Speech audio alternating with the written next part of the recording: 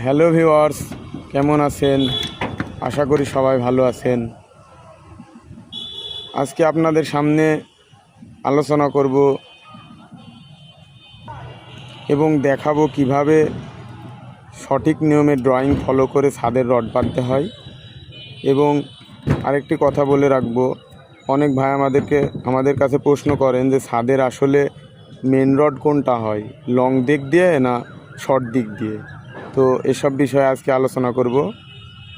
সবাই ধৈর্য সহকারে ফুল ভিডিওটি দেখবেন এবং যারা আমাদের চ্যানেলে নতুন তারা অবশ্যই সাবস্ক্রাইব করবেন।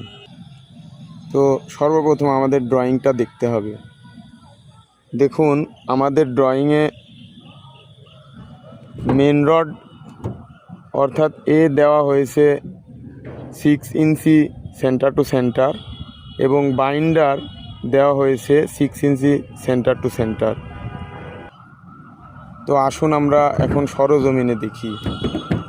আমাদের মনে রাখতে হবে অবশ্যই ছাদের যেদিকে শর্ট সেকশন অর্থাৎ যেই দিকে স্পেস কম সেই দিকে মেন রড দিতে হবে এবং যেদিকে স্পেস লং অর্থাৎ স্পেস বেশি সেদিকে বাইন্ডার ইউজ করতে হবে।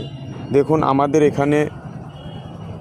আমাদের এখানে এটা লং স্পেস, এজন্য এটা বাইন্ডার হিসেবে ব্যবহার করেছি এবং এটা শর্ট স্পেস, এজন্য এটা আমরা মেন রড হিসেবে ইউজ করেছি।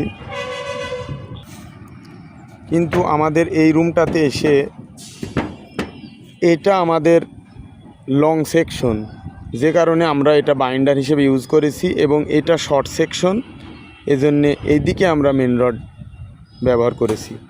দেখেন, এই স্ল্যাবের মেন রড এসে এই স্ল্যাবে বাইন্ডার হয়ে গেছে, কারণ এই দিকের সেকশনটা আমাদের লং আছে এবং এদিকে মেন রড দেওয়ার কারণ হচ্ছে এদিকের সেকশনটা আমাদের 2 ফিটের মতো কম আছে। এই জন্যে আমরা এই শর্ট সেকশনটাকে মেন রড হিসেবে ব্যবহার করেছি এবং লং সেকশনটাকে বাইন্ডার হিসেবে ব্যবহার করেছি।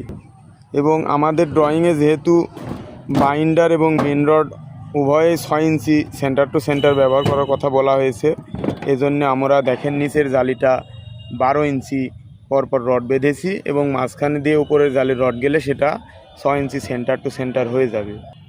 তো ভিউয়ার্স, অবশ্যই আপনারা শর্ট সেকশনটাকে মেন রড এবং লং সেকশনটাকে বাইন্ডার হিসেবে ছাদের রড সাজাবেন, তাহলে কোনো ইঞ্জিনিয়ার আশা করি ভুল ধরতে পারবে না। আজকের ভিডিও এ পর্যন্তই। আগামী দিন আরেকটি নতুন ভিডিও